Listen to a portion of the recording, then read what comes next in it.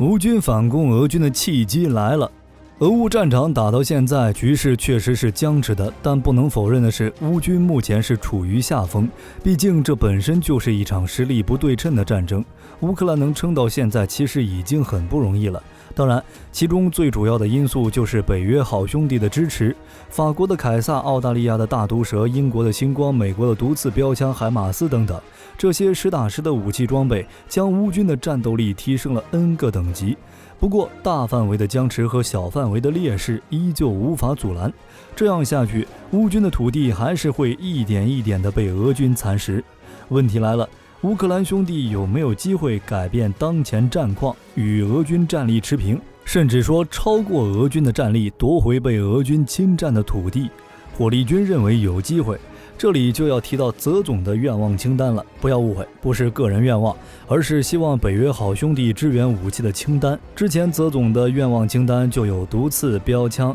榴弹炮、海马斯以及 NASA MS 防空系统。不得不说，泽总的眼光是真的好。毒刺成了俄空天军的噩梦，什么苏34、苏25、米格8都是毒刺的手下败将，而标枪则是俄军坦克的开罐器，海马斯就更不用讲了，如果数量多一点，完全可以改变地面战场的局势。NASA MS 使用的哨兵雷达，乌军直接就上手使用，可以保卫乌克兰的重要城市，或者是在战场上成为海马斯的保护伞。事实证明，泽总愿望清单里的武器装备完全可以改变战场。那么现在泽总的愿望清单还包括哪些武器装备？俄乌战场简单划分可以分为2个地方，地面和天空，没有海战，所以海上的武器在清单上一个没有。首先就是空战。海湾战争之后，世界各国都对战机有了一个新认识。现在的战争都是轰炸机或者战斗机加精准制导武器、轰炸机雷达、基地之类的重要地点，然后地面部队推进。俄军刚开始的时候也是这样，摧毁了乌军的部分防空系统，所以在前期的时候，乌军才会处处受制，处于被动。可以说，在现代战场，谁的战机更猛，空军更猛，谁就能掌握战场的局势。可惜的是，现在俄乌战场上的天空，俄军占据优势。没办法，乌克兰自家的飞机大多都是老式的苏制战机，什么苏25、米格29、苏27、米格25等等。就性能而言，并不是很先进，而且数量也不是很多。按照乌军的说法，现在飞行员的数量比战机的数量都多，现在每天只能执行20到30个架次的作战飞行。火力军认为此言非虚。乌军的战机在开战初期就遭到了俄军的重点照顾，冲突爆发后不久，乌克兰兄弟的大量战斗机和机场都被俄军远程导弹摧毁。之后剩余的战斗机也有不少在作战中被俄军防空火力或战斗机击落。注意，这只是说少，并不是没有。为了避免北约和俄罗斯之间的矛盾，北约各国并没有给乌克兰兄弟直接提供战机，但是波兰、罗马尼亚等跟俄罗斯有仇的国家则是玩起了骚操作，把飞机拆卸成部件作为备件提供给乌克兰兄弟。但是这些还是苏制战机，作用肯定是有的，但不够先进，数量也不够多，所以战机就是泽总愿望清单里排名第1个的武器装备。比如鹰狮战斗机、幼狮战斗机、狂风战斗机，甚至还可能有美国的 F-15或者 F-16，这些完全可以一举扭转俄军战场的局势。先不说 F-15、F-16这2个重磅炸弹，就比如鹰狮战斗机、幼狮战斗机、狂风战斗机这3个好兄弟。鹰狮，瑞典之光，欧洲3雄之一，对地、对空、侦察样样精通，可以说是集多功能为一身。不仅能担任国土防空工作，还能近地支援。最主要的是短距起降能力不错。最初，瑞典为了减少遭受突袭所受到的伤害，特意加强了战机的短距起降能力。结果就是鹰狮战机能在高速公路上起降，很适合乌克兰现在的情况。毕竟乌军机场什么情况，各位都清楚。而且战机能短距起降，在隐蔽性和安全性方面也不用担心。武器也是一流，在执行对空作战任务的时候，格斗弹可以选择德国的艾瑞斯导弹或者美制的响尾蛇导弹。而中距弹可以选择欧洲本土的流星导弹或者 AIM-120。在担任对地攻击任务的时候，除了能挂在美制的通用航空炸弹以外，还可以挂在铺路石系列激光制导炸弹和 GDAM， 还能挂在吊舱用于侦察，完全可以对付在俄乌战场上横行霸道的苏35和苏30。幼狮战斗机、狂风战斗机也同样如此，战力要比乌军当前的苏制战机高了一个档次。F-15和 F-16这两个重磅炸弹完全就是吊锤俄空天军。F-15经过美军的魔改之后，基本上已经从一个空优机成为轰炸机，在俄乌战场中对地攻击这方面堪称第一。F-16就不用火力军多说了吧，世界上性价比最高、性能最稳定、战斗力最强的战斗机，也是一种多用途的战机，堪称全能勇士，具备高推重比、低易载荷等性能。机头下方装有20毫米火神机炮，适合近距离空中格斗，也能携带7700公斤炸弹，像轰炸机一样执行轰炸任务。可以说，近距离格斗、超视距作战、对地攻击都是碾压俄制战机，足以改变当前俄乌战场的局势。问题来了，我们一直说只要北约为乌克兰提供先进战机，就能改变俄乌战场的局势。那到底是如何改变？火力军认为最直观的就是制空权，这个东西很重要。之前乌军失去制空权后，就没办法向俄军集群目标实施大规模打击，只能通过分散的战斗小组对俄军进行小范围偷袭和伏击作战。在正面战场上无法发动有效的反击，只能等俄军撤离后再恢复部分前线补给。有了制空权，虽然不会加强乌军地面部队的实力，但是可以发挥地面部队的全部实力，不必再担心俄空天军对己方的打击。补给、小规模推进、大规模打击等战术都可以实现，等于说把原本空天军为俄地面部队加的 buff 给干掉，双方处于同一起跑线。在这种情况下，乌军与俄军的实力几乎是持平的。之前我们也提到，俄乌战场的状态就是炮火连天，双方火炮对射，在这方面其实乌军占据一定的优势。毕竟北约好兄弟支援的武器个个都是精品，就比如法国支援的凯撒自行火炮，6门摧毁80门俄军重炮。就当前的俄乌战场，北约制式火炮射程普遍超过俄军当前使用的火炮，而且俄军火炮的信息化程度不足，精度不行，能与乌军五五开就靠一个量多，大多都是什么 2S1 康乃馨、2S3 金合欢、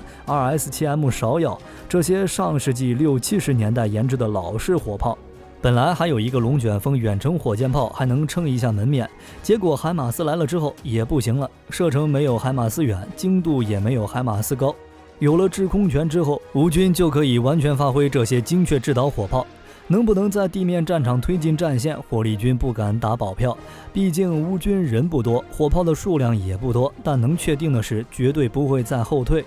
另一个改变就是可以大幅度削弱俄军的地面实力，这就是制空权所带来的优势。偷袭，说偷袭不好听，也可以称之为反击，或者战术性打击俄军弹药库或者补给。有了制空权，乌军的战机想去哪就去哪儿，毕竟俄军的预警能力一直都是弱点。乌军闲着没事派战机空袭俄军，一天来个一次就够俄军喝一壶了。把之前俄军对付乌军的战术再还给俄军，让俄军尝尝不能大规模反击的滋味。而且俄军的补给也是一个问题。早些天的时候，俄军仗着空中优势，地面部队进入城市的第一件事就是寻找补给。这种以战养战的方式只能用在有优势的前提。这次俄军被压在前线，哪都不能去，敢跑出来就要挨揍，就极其考验俄军的补给。就算是乌军的战机撤退，俄军的补给估计也不能给足，地面部队的战力直接减半。而且这些战机到位后，乌克兰的飞行员就能直接驾驶。7月中旬的时候，美国就批了1亿美元用于培训乌克兰飞行员驾驶 F-15和 F-16。也许美制战机出现在乌克兰战场上，就不是纸上谈兵了。鹰狮战机也是如此，提前培训，战机抵达乌克兰后，直接就驾驶着上战场。当然了，空中的优势只是为地面部队铺平道路，最终能不能暴揍俄军，夺回北顿涅茨克，还是看地面部队。所以在泽总的愿望清单里，装甲车、高射炮、火箭炮也是重点。虽说现在反坦克武器盛行，坦克被打成了大号高达，但是作为战场上装甲最后的载具，在当前的俄乌战场，坦克还是不能少的。配合侦察系统，充当先锋推进战线，或者打击敌军的隐藏战力。装甲车也是如此，总不能让士兵裸奔上前线。为了乌军方便操作，北约好兄弟提供的坦克都是一些老式的苏制坦克，比如 T72。装甲车还稍微先进一点，比如澳大利亚的大毒蛇。唯一的问题就是数量不够多，所以泽总的愿望清单里就包括了豹2主战坦克以及更多的装甲车。豹2系列的主战坦克基本上就是性能好的代名词，质量好、性能高、装甲厚、威力强的这些褒义词用来形容豹2完全不过分。这也是为什么泽总想要豹2。值得一提的是，西班牙这个好兄弟一声不吭地给泽总来了一个惊喜，准备援助乌克兰40辆豹2 A4 主战坦克。等到豹2 A4 进入战场，俄军坦克被打爆的概率就更大了。俄罗斯装甲部队使用的多为 T72、T80 和 T90 主战坦克，而豹2 A4 的 DM33 颇可稳定尾翼穿甲弹，可以轻松击穿俄军的 T72、T80 主战坦克车身装甲。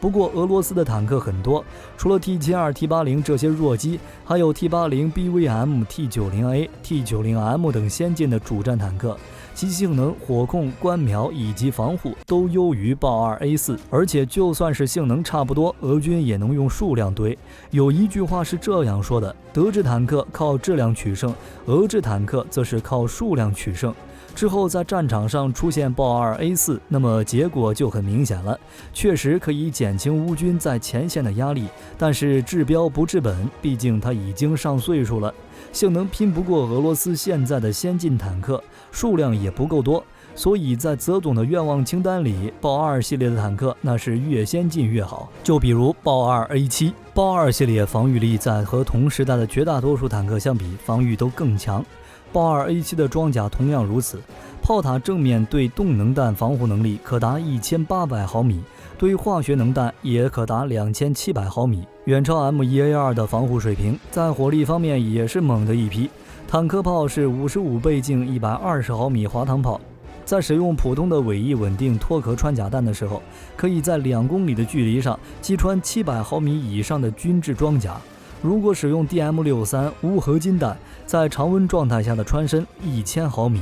毕竟是德国最先进豹2，火控系统肯定比 T90 强。豹2 A7 到位后，完全可以暴打俄军的 T90。如果德国舍不得援助最新的豹2 A6 也是可以的。装甲运兵车泽总则是不挑，毕竟也没啥好挑的，越多越好。除了这些装甲车，泽总的愿望清单里还有猎豹高射炮以及卡车炮，其中猎豹高射炮德国已经准备援助了，现在就差抵达乌克兰了。猎豹高射炮其实就是在豹1型主战坦克车身的上面加个防空炮塔，炮塔上再配备2门35毫米口径高射炮，专打低空飞行的武装直升机，雷达也挺先进的。炮塔后面安装对空搜索雷达，搜索范围15公里；炮塔前面安装目标跟踪雷达，范围也是15公里。火控计算机为机电模拟式，能计算出飞行速度 1.5 马赫以下的飞行目标的射击提前量。之前在北约阵营内组织的军演中，猎豹高射炮大放光彩，在第一波次防空作战中就击落8架苏24与米格27，可以说是5值克星。当时猎豹刚出来的时候，比豹2主战坦克都贵，性能那么强，德军自然不会用几年就退役，于是又对猎豹进行了现代的改装。现在的猎豹可以发射 AH-1AD 智能弹药，还能发射毒刺防空导弹，乌军可以专门拿来针对米24暴打固定翼战机也不是不可能。俄军的制导弹药不多，在战斗初期的时候，战机都是低空飞行投放非制导炸弹，现在猎豹也能拼一拼运气，说不定就能打掉俄军的苏 30SM、苏34或者苏 35S 这些战机。在北约好兄弟的战机没来之前，可以先用猎豹顶一顶，等鹰狮 F-15这些战机来了之后，猎豹也能化身装甲车打击俄军的地面部队。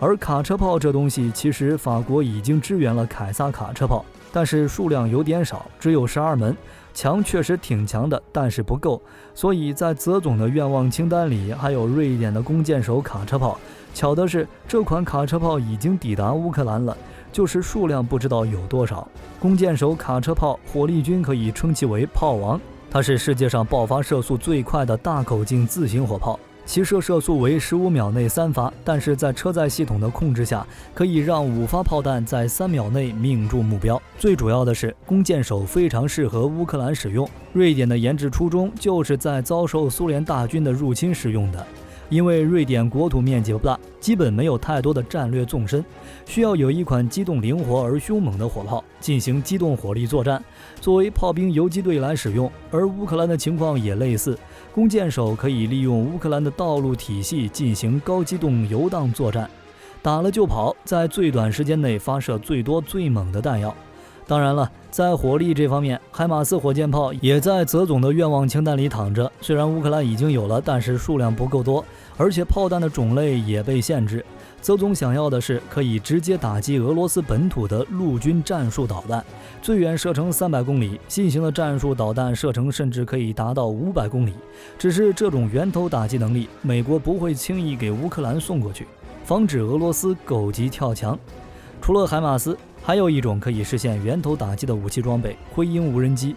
灰鹰是 MQ-1 捕食者的升级版，可以携带4枚地狱火导弹，在源头打击方面甚至比海马斯更强。理论上来讲，灰鹰无人机可以打到莫斯科。乌克兰的哈尔科夫到莫斯科的直线距离为639公里，虽然灰鹰的作战负载航程只有480公里左右，但是乌克兰兄弟可以通过减少携带的载荷，甚至使用小型炸弹，比如改装的榴弹，对俄罗斯纵深目标进行无人机打击。地面火力、空战都有了之后，就剩下一个防空系统。在泽总愿望清单里还有 IRIS-TSLM 防空导弹系统。在现在的俄乌战场上，俄罗斯和乌克兰都保持了空战能力，但是双方都没有获得绝对制空权，而且双方的防空系统都有损失，需要补充。但是乌克兰兄弟亏得更多。战争刚开始的那段时间，俄军攻击重点防空导弹雷达，当时俄军各种反辐射导弹轮番炸完之后，巡航导弹就紧跟着落地，乌军被打了一个措手不及，防空系统损失很大。毕竟乌克兰国土面积也不小，早期不少防空导弹系统依靠着自家纵深活了下来，这些导弹可以说用一发少一发。从2月份打到现在，防空系统也损坏了不少。乌克兰的 S-300、山毛榉、黄蜂等防空导弹系统被俄军炸毁了很大一部分。虽然美国也送了白宫御用防空系统 NASA-MS， 但是数量不好说。而且德国在5月份的时候就考虑给乌克兰兄弟提供 IRIS-TSLM 防空系统，按照生产计划，首批应该在11月份部署在乌克兰。IRIS-TSLM 与 NASA-MS 都是中程防空系统，最大拦截距离40公里，射高20公里。NASA-MS 进入乌克兰之后可以部署在前线， IRIS-TSLM 则是保护重要资产的人口集中区域，彻底打消俄军强攻的白日梦，而且也能打击俄军的固定翼战机，缓解乌军地面部队的压力。总的来说，泽总愿望清单里的武器装备不能说全部到账，就算是只到账一半，特别是先进战机和火炮这些进攻性武器，乌克兰兄弟只要能拿到手里，就可以吹起反攻的号角，夺回那些被俄军侵占的土地。好了，今天的视频到这儿就结束了。各位认为泽总的愿望清单有机会清空吗？欢迎在视频下方留言评论。如果内容有不对的地方，也欢迎各位在下方指正。我是火力军，下期见。